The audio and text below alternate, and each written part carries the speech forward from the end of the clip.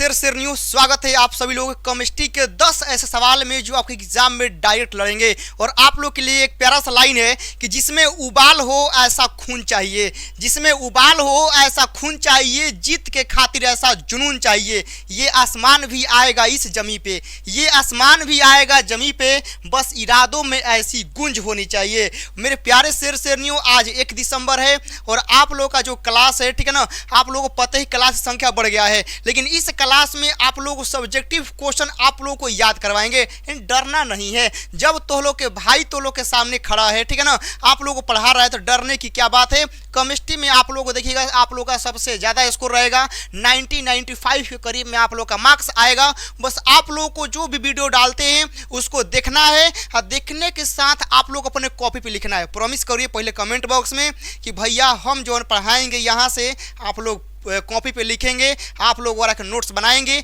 आप लोग याद करेंगे। वरना वीडियो देख के तो हम याद तो करवा देंगे, लेकिन परमानेंट याद करना है मेरे भाई तो कॉपी पे लिखना ही होगा। तो आप लोग, हम चाहते हैं कि परमानेंट याद करिए, एग्जाम में उसको लिख के आइए। तो आप लोग मेरे भाई कॉपी पे जरूर लिखिएगा। और यहाँ से आप लोग को स्टार्ट करते हैं। सब्जेक्टिव क्वेश्चन बोला गया है, यहाँ देखिए, हिमांक के अवनमन से आप क्या समझते हैं। तो पहले समझाते हैं हिमांक का अवनमन क्या होता है। हिमांक का अवनमन होता है टेम्परेचर का गिर जाना। क्या होता है, जल्दी बोलो। टेम्परेचर का गिर जाना मतलब टेम्परेचर का कम हो जाना। और क्वथनांक का उन्नयन क्या होता है, टेम्परेचर बढ़ जाना। आया बात समझ में। तो हिमांक का अवनमन, अवनमन मतलब क्या होता है, गिरावट, कमी। बात आया समझ में, क्या होता है, कमी होता है।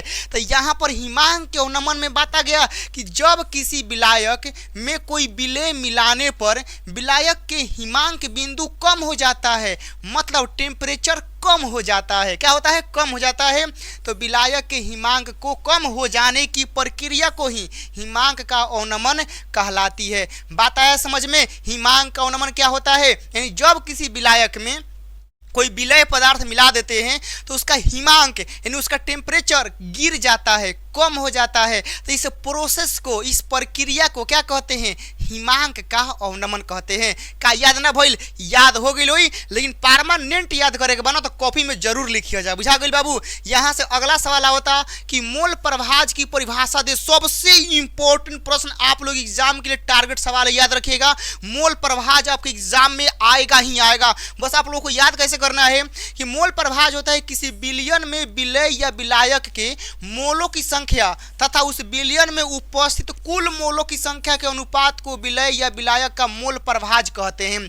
बात आया समझ में। मोल प्रभाज क्या होता है, जैसे आप लोग समझिएगा कि यहाँ पर यदि मेरे भाई आप लोगों को निकालना है मोल प्रभाज, याद रखिएगा क्या निकालना है, मोल प्रभाज आप लोगों को निकालना है ना। तो यदि मान लेते हैं कि हमनी के विलायक की संख्या n है, क्या है, n है, तो कुल मोलों की संख्या क्या होगा, n प्लस मान लीजिए क्या m मान लीजिए, ऐसे है। बात आया समझ में। तो ये हो गया आप लोग का मोल प्रभाज। मतलब मोल प्रभाज दोनों का होता है, विलय का भी होता है, विलायक का भी होता है। तो अब देखिएगा कैसे करना है। जैसे कुल मोल, ठीक है ना, यहाँ देखिएगा कुल मोल जो होता है ना, ये छोटका एन आप प्लस मान लीजिए बड़का एन, ऐसे होता है। छोटका एन प्लस बड़का एन को हम लोग लिखते हैं, एम नहीं लिखते हैं, बड़का एन लिखते हैं, ठीक है ना। ये हो गया कुल मोल इतना है। यदि हम मान लेते हैं कि विलय की संख्या, ठीक है ना, यहाँ विलय की संख्या, तो विलय की संख्या मान लेते हैं कि छोटका एन है, यहाँ मान लेते हैं विलायक की संख्या,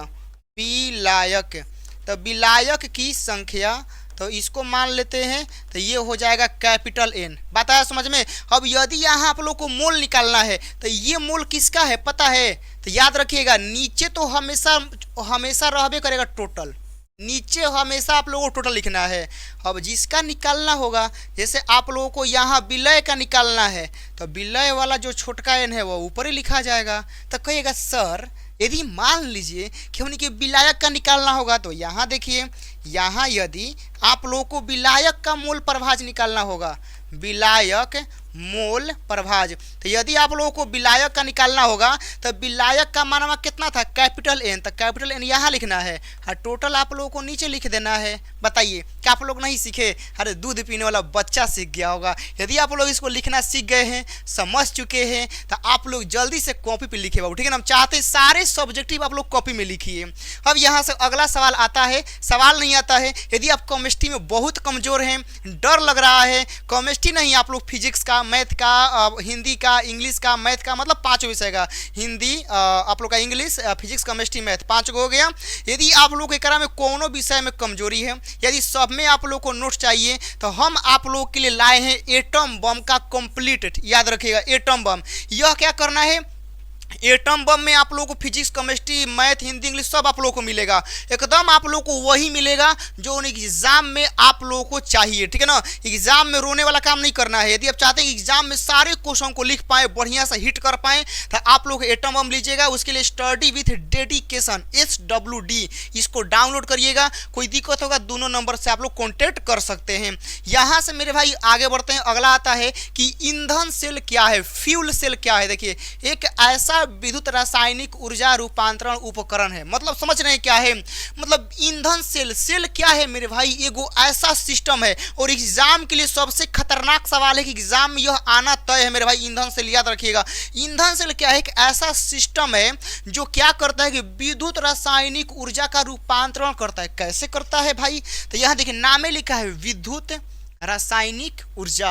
एक मतलब का कि रासायनिक ऊर्जा को विद्युत ऊर्जा में बदलता है मेरे भाई। कहाँ बदलता है, रासायनिक ऊर्जा को विद्युत ऊर्जा में बदलता है। सोचिए कितना बढ़िया सेल है कि जो केमिकल में एनर्जी है, केमिकल में ओकरा के इलेक्ट्रिक में चेंज कर देता है। तो ओकरे के तो हम लोग कहते हैं ईंधन सेल, जो हाइड्रोजन या हाइड्रोजन युक्त ईंधन जैसे ऑक्सीजन का इस्तेमाल करके बिजली पैदा करता है। कितना मस्त डिफिनेशन है, आप लोग कॉपी पे लिखिए, रिवाइज करिए। सेंट ऑफ एग्जाम 2023 का प्रश्न है मेरे भाई। यहाँ से अगला सवाल आता है कि इलेक्ट्रोड विभव क्या है। इलेक्ट्रोड विभव क्या होता है, देखिएगा इलेक्ट्रोड विभव के लिए टेम्परेचर बहुत मायने रखता है। पता है क्या है, क्योंकि देखिए कोई भी रिएक्शन होता है, कोई भी अभिक्रिया होता है, कोई भी काम होता है, टेम्परेचर मायने रखता है कि कितना टेम्परेचर पे आप करा रहे हैं। वही बात यहाँ पर होता है। देखिए जब किसी धातु की छड़ को उसके लवण के विलयन में डुबोते हैं तो धातु की छड़ की विलयन के सापेक्ष धन या ऋण आवेशित हो जाती है। बात सही है। यदि आप उसके लवण के विलयन में डुबोएंगे तो जब विलयन में आप लोग धारा ले जाएंगे तो विलयन जो होता है दो भाग में होता है, एगो प्लस एगो माइनस में होता है। तो कोनो ना कोनो एगो पे तो प्लस आएगा, कोनो ना कोनो पे तो माइनस आएगा। तो इस प्रकार धातु की छड़ विलयन के मध्य विभवांतर स्थापित कर देती है। जो अब धातु के छड़ डालते हैं ना तो वो कहेगा हमारा तरफ प्लस वाला है, वो कहेगा हमारा तरफ माइनस वाला है, ओकरा बीच में पोटेंशियल डिफरेंस पैदा कर देता है। क्या करता है, पोटेंशियल डिफरेंस पैदा कर देता है। जैसे आप लोग नेता में नहीं देखते हैं, पूरा पब्लिक जनता एगो रहती है, लेकिन एगो आएगा नेता कहेगा ऐसे ऐसे भड़काऊ भाषण देगा, अपने कास्ट के प्रति कुछ ऐसा बोलेगा कि उसके कास्ट वाले उसके तरफ हो जाएंगे। वो एगो और नेता आएगा, वो बोलेगा ऐसे वैसे, वो अपने कास्ट को मतलब एक तरफ कर देगा। मतलब पब्लिक पूरा एक ही है। यदि आपको कोई प्रॉब्लम होगा तो नेता लोग नहीं आपका सहायता करने आएंगे, हम ही और आप लोग एक दूसरे के मिलकर सपोर्ट करते हैं। तो वही जब नेता आता है तो पब्लिक के बीच में देखिए कैसे बंटवारा, कैसे मतभेद कर देता है। लेकिन जब नेता लोग 5 साल नहीं आता है, देखो पब्लिक एक दूसरे से मिल के रहता है। उसको कोई दिक्कत होगा तो वो जाएगा हेल्प करने, और जब नेता आएगा ना, अब जब वोट देने का बारी लगता तो कट मर जाएगा, वैसे करता है। वही बात यहाँ पर जब धातु की छड़ डालते हैं ना तो ओकरा बीच में पोटेंशियल डिफरेंस क्रिएट कर देता है। और वही पोटेंशियल डिफरेंस को क्या कहते हैं, इलेक्ट्रोड विभव हम लोग कहते हैं। बात आया समझ में। यहां से अगला आता है कि अभिक्रिया की कोटि से परिभाषित करें। कई बार बता चुके हैं कोटि क्या होता है, और एग्जाम में न आया ऐसा हो नहीं सकता। अभिक्रिया की कोटि, अभिक्रिया की आणविकता, ये दोनों सवाल एग्जाम के लिए ट्रेंडिंग सवाल है। वेग स्थिरांक मतलब ट्रेंडिंग सवाल है सब। तो अभिक्रिया की कोटि क्या होता है कि किसी अभिक्रिया में प्रयुक्त सांद्रण के घातों के योगफल को कोटि कहते हैं? मेरे साथ बोलिए, किसी भी अभिक्रिया में जो अभिकारक मतलब प्रयोग में लाया जा रहा है तो ओकर जितना घात है, ठीक है ना, तो उसके घातों के योगफल को क्या कहते हैं? कोटि कहते हैं। याद रखिएगा। उस अभिक्रिया में जितने भी अणु भाग लेते हैं ओकरा के आणविकता कहते हैं। तो ये दोनों को याद रखिए एग्जाम के लिए। अभिक्रिया की कोटि और अभिक्रिया की आणविकता दोनों इंपॉर्टेंट है मेरे भाई। तो याद हो गया ना, किसी रासायनिक अभिक्रिया के वेग समीकरण में शामिल अभिकारक के सांद्रण के घातों के योगफल को अभिक्रिया की कोटि कहते हैं। जो आप लोगों को यहाँ पर याद रखना है कि वेग बराबर यहाँ के होता है और यहाँ ए के पावर आप लोग का एम होता है और यहाँ आप लोग का बी के पावर एन होता है। कभी कभी आप लोगों से पूछ लेगा कोटि क्या होता है, तो बस इन पावरों को जोड़ देना होता है एम प्लस एन।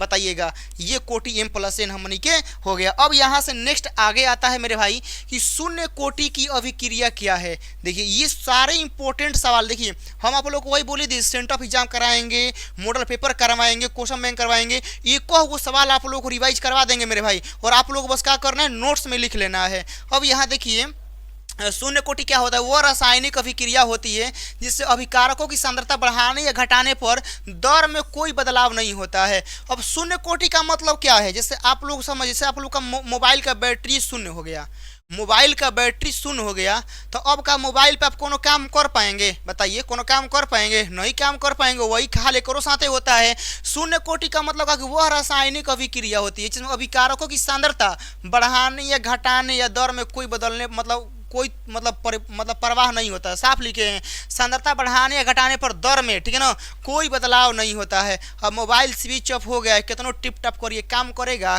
काम ही नहीं करेगा, ठीक है ना, कि मोबाइल का बैटरी शून्य हो गया है। वही बात यहाँ है, ठीक है ना, कि शून्य कोटि का रिएक्शन वही होता है जो हमें सांद्रता बढ़ाने या घटाने पे उसके दर में कोनो प्रभाव नहीं मिलेगा। देखिए वेग रेट के जीरो, ऐसा काहे होता है? क्योंकि सांद्रण का पावर आप लोग जीरो कर दें। शून्य कोटि का मतलब का, कोटि का मतलब बताए है ना अभी कि ओकर पावर जीरो होना चाहिए, ओकर कोटि जीरो होना चाहिए। कोटि में क्या बोला है? शून्य। जब पावर में शून्य लगाइएगा तो वैल्यू साफ जीरो होता है, खत्म हो जाएगा। जब खत्म हो जाएगा तो वेग किसके बराबर होगा? वेग स्थिरांक के, कोनो इफेक्ट नहीं पड़ेगा। मार सांद्रण धक बोरा के बोरा डाल दीजिए बिलियन, कोनो प्रभाव नहीं पड़ेगा, ठीक है ना, ये कांस्टेंट हो जाता है। वही लिखे हैं क्या होता है? वेग रेट के, इसका अर्थ है कि शून्य कोटि की अभिक्रिया का वेग हमेशा स्थिर होता है। एग्जाम में आता है, जानते हैं क्या? एग्जाम में आता है कि शून्य कोटि की अभिक्रिया का वेग क्या होता है? स्थिर होता है, बढ़ता है, घटता है, अपरिवर्तित रहता है। तो वहाँ याद रखिएगा स्थिर होता है। क्या है? क्या खाली के आता है बस, और कुछ नहीं होता है। यहाँ से अगला सवाल आता है मेरे भाई, देखिएगा कि प्रथम कोटि की अभिक्रिया के वेग स्थिरांक की इकाई लिखे। बताइए, ये आप लोग जो देख रहे हैं ना हई वाला मेरे भाई, ये वाला फॉर्मूला है आप लोग किसी भी कोटि का निकालने का इकाई। याद रखिएगा, चाहे वो शून्य कोटि हो, चाहे आप लोग का प्रथम कोटि हो, या चाहे द्वितीय कोटि हो। और एग्जाम में एक नंबर आप लोग यहाँ से फिक्स रखेंगे मेरे भाई कि 1 मार्क्स का सवाल आपके एग्जाम में आना तय है। एगो 1 नंबर ये तो एग्जाम में रहबे करेगा, 2 नंबर ये आ जाए तो और ही बढ़िया है। लेकिन 1 नंबर यह रहेगा, आप लोगों से पूछेगा कि प्रथम कोटि का इकाई क्या है, शून्य कोटि का इकाई क्या है, द्वितीय कोटि का इकाई क्या है। तो आप लोग जानते हैं क्या करना है? ये फॉर्मूला याद रखना है, मोल प्रति लीटर के पावर 1 - n सेकेंड इनवर्स। जैसे बोला गया है ना कि शून्य कोटि, कहाँ बोला, सॉरी यहाँ प्रथम कोटि बोला है ना, प्रथम कोटि बोला है तो n का मान देखिए यहाँ पर 1 रखे है ना, तो 1 यहाँ रखिए, 1 में से 1 जाएगा 0। हाँ 0 मतलब क्या? साफ खत्म, खाली क्या बचेगा? Second inverse. तो प्रथम कोटि का जो इकाई होता है सेकेंड इनवर्स होता है। याद है तो बढ़िया है, नहीं फॉर्मूला आपको याद रखना होगा, फॉर्मूला से निकल जाएगा। अगला सवाल आता है गोल्ड संख्या को परिभाषा दें। मतलब गोल्ड संख्या क्या होता है? देखिए, सुरक्षात्मक क्लोराइड की वह न्यूनतम मात्रा जिसमें मिलीग्राम में मापा जाता है, और यह मात्रा 10% सोडियम क्लोराइड यानी NaCl के घोल में 1 मिलीमीटर को 10 मिलीलीटर हाइड्रो गोल्ड सॉल में मिलाने पर उसके जमने से रोकती है। देखिए गोल्ड संख्या क्या होता है ना, किसी चीज को जमने से, किसी को सुरक्षात्मक करती है। गोल्ड संख्या जिसका जितने कम होता है ना वह उतने ज़्यादा बढ़िया होता है, याद रखिएगा। और इसको बनाने के लिए हम लोग मतलब बहुत ज़्यादा यूज क्या करते हैं, ठीक है ना, याद रखिएगा। ये क्या होता है ना, स्कंदन से मतलब कहीं कहीं क्या होता है, बैक्टीरिया लगने से, जमने से सब रोकता है, ठीक है ना। ये बहुत इंपॉर्टेंट चीज, आप लोग कहीं मेडिकल साइंस में जाएंगे ना तो बहुत इसका यूज होता है। देखिए कभी कभी क्या होता है ना कि जो जानवर होते हैं तो उनके हड्डियों से ही कुछ अवशेष निकाल के, कुछ पदार्थ निकाल के ये जिलेटिन जो होता है ना बनता है। और जिलेटिन का सबसे कम गोल्ड संख्या होता है। एग्जाम ये आता है कि सबसे कम गोल्ड संख्या चाहे सबसे कम स्वर्ण संख्या किसका होता है, तो याद रखना है कि मतलब जिलेटिन का होता है। क्योंकि मेरे भाई याद रखिएगा, ये पूछता है ना कि गोल्ड संख्या सबसे ज्यादा अधिक प्रभावी कब होता है, ओकर मान जितने कम रहेगा। बात याद रखिएगा, जितने ज्यादा मान में कमी रहेगा उतने ज्यादा गोल्ड संख्या बढ़िया होता है, उतने ज्यादा वो स्कंदन से बचाएगा, मतलब सुरक्षा करेगा। वही आप लोग का यहाँ पर लिखे हैं। अगला आता है, देखिएगा जैसे आप लोग यहाँ देख सकते हैं कि सब चेक करने वाला है, ठीक है ना। रदरफोर्ड गोल्ड फॉयल एक्सपेरिमेंट, ठीक है ना, ये एक्सपेरिमेंट करने वाला है जो कि आप लोगों के लिए यहाँ पर फोटो लगा दिए हैं। अगला सवाल आता है कि आकृति चयनात्मक उत्प्रेरण क्या है। देखिए आकृति, आकृति मतलब क्या, शेप साइज, और चयनात्मक मतलब क्या कि सिलेक्ट करना। यानी समझिए कि यह वही रिएक्शन के साथ, यह वही परमाणु या अणु के साथ अभिक्रिया करता है जौना में वह उसमें बढ़िया से फिट हो जाएगा। क्योंकि नाम में है आकृति चयनात्मक, तो आप उसी चीज को चयन करता है, ठीक है ना, जौन ओकरा में बढ़िया से फिट हो जाता है।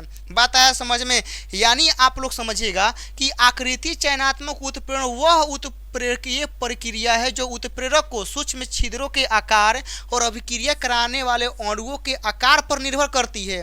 आकार पर निर्भर क्यों करेगा, क्योंकि जैसे मान लीजिए मेरे भाई कि कोई चीज किसी में फिट करना है तो वह उसके शेप साइज का होना चाहिए। बात आया समझ में। तो बिना शेप साइज के काम नहीं हो पाएगा, तो यह आकृति पे क्या होता है, निर्भर करता है। तो अब यहाँ से आगे बढ़ते हैं। इस प्रक्रिया में उत्प्रेरक केवल उन अभिकारकों की अभिक्रिया करने देता है जो उनके छिद्रों में फिट हो सकती है, यानी जो उसके शेप साइज में एकदम बढ़िया से बैठ जाएगा। बात आया समझ में। जैसे आप लोग कोई भी मशीन वाला काम करते हैं, घर में आप लोगों का सिलाई मशीन है, अब सिलाई मशीन में जहाँ सुई लगता है वहाँ लगाइए सुआ, लगेगा नहीं लगेगा। वही बात यहाँ पर है कि जो उसमें बढ़िया से फिट हो जाएगा, बढ़िया से एकदम बढ़िया से सेट हो जाएगा, ठीक है ना, उसी के लिए काम करता है। इसीलिए नाम है आकृति चयनात्मक, मतलब आकृति पर डिपेंड करेगा। आकृति पर डिपेंड करने के बाद चयन किसका करेगा, जौन बढ़िया से फिट हो जाएगा। बात आया समझ में। जौना फिट हो जाएगा वही काम करेगा, वही आप लोग का यहाँ पर लिखा हुआ है।